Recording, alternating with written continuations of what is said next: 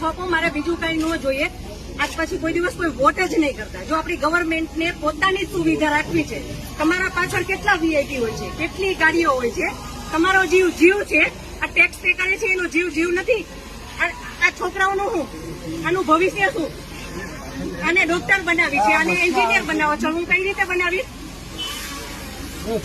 નહીં, મને ન્યાય જોઈએ. મારા છોકરાનું ફ્યુચર ખરાબ ન થવું જોઈએ.